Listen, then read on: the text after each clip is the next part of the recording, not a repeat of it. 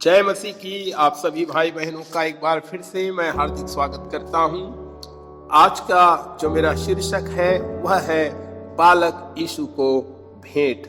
हमने अभी भी क्रिसमस मनाया मेरे प्रियों, और हमने इस बात पर विचार किया था कि किस प्रकार प्रभु यीशु मसीह जब गौशाले की चरनी में जन्म लिए थे तो वहां पर तारे की अगुवाई में कुछ ज्योतिषी आते हैं और प्रभु यीशु मसीह को भेंट चढ़ाते हैं। उसी भेंट के अर्थ को आज हम समझने का प्रयास करेंगे। मैं आपके लिए पढ़ता हूँ मत्ती रचित सुसमाचार 2 अध्याय और उसके 7 वचन से लेकर 12 वचन तक। वे राजा की बात सुनकर चले गए और जो तारा उन्होंने पूर्व में देखा था वह उनके आगे आगे चला और जहाँ बालक था उस जगह के ऊपर पहुंचकर ठहर गया। उस तारे को देखकर वे अति आनंदित हुए। उन्होंने उस घर में पहुंचकर उस बालक को उसकी माता मरियम के पास देखा और मुंह के बल गिरकर बालक को प्रणाम किया और अपना अपना थैला खोलकर उसको सोना और लोबान और गंधरस की भेंट चढ़ाई। तब स्वप्न में यह चेतावनी पाकर कि हेरोदेस के पास फिर ना जाना, वे दूसरे मार्ग से अपने देश को चले गए।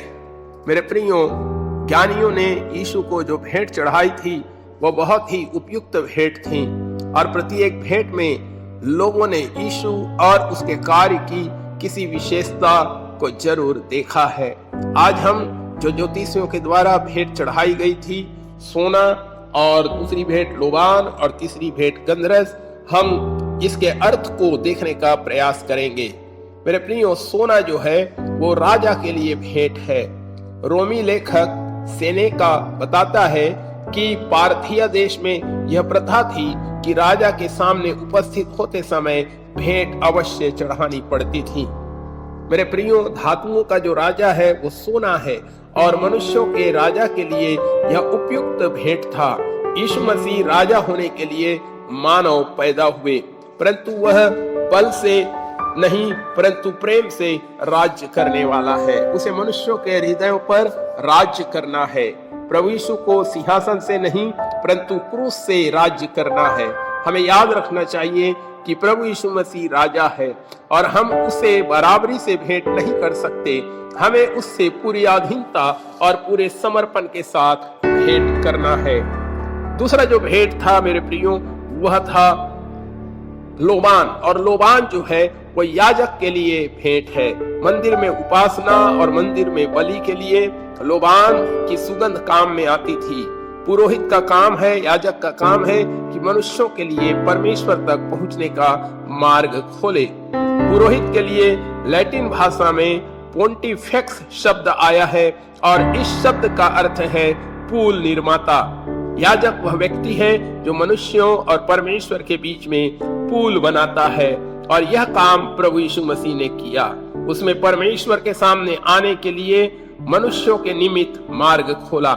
उसने यह संभव किया कि मनुष्य परमेश्वर की उपस्थिति में प्रवेश कर सके। तो लोबान जो है वो याजक के लिए भेंट है। तीसरी भेंट है और वह है गंधरस। गंधरस उस व्यक्ति के लिए भेंट है जो मरने वाला है। मृतकों के शव को सुगंध द्रव्य से भरने के लिए गंधरस काम में आता था।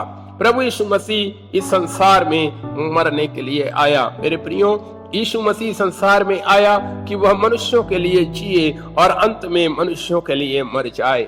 वह मनुष्यों के लिए अपना जीवन और अपनी मृत्यु देने आया। तो मेरे प्रियो, राजा के लिए सोना, पुरोहित के लिए लोबान और मृत्यु सहने वाले के लिए गंधरस, ये ज्योतिषियों की भेंट थी। और प्रभु यीशु मसीह जब चरनी में थे तभी उन्होंने पहले से यह कह दिया था, अर्थात ज्योतिषियों ने पहले से अपनी भेंटों के द्वारा बता दिया था कि प्रभु यीशु मसीह सच्चा राजा होगा, सिद्ध महायाजक होगा, जो परमेश्वर और मनुष्यों के बीच में पुल का काम करेगा, परमेश्वर से मनुष्य को मिला देगा और अंत में मनुष्यों का एकमात्र उद्धारकर्ता वही होगा। मेरे प्रियो, मैं आशा करता हूँ यह संदेश आपको पसंद आया होगा। इस संदेश को अधिक से अधिक शेयर करें, चैनल को सब्सक्राइब करें। प्रभु आप सबको आशीष दे। आमीन।